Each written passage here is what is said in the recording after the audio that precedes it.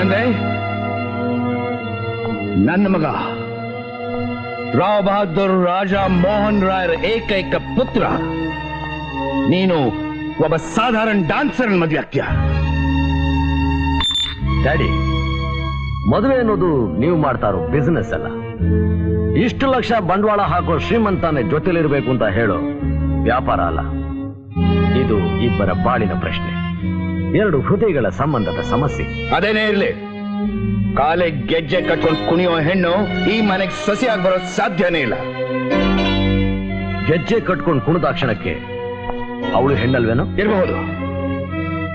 ದೇವ್ರ ಮುಂದಿರೋದು ನೀರೇ, ನದಿಯಲ್ಲಿ ಹರಿಯೋದು ನೀರೇ.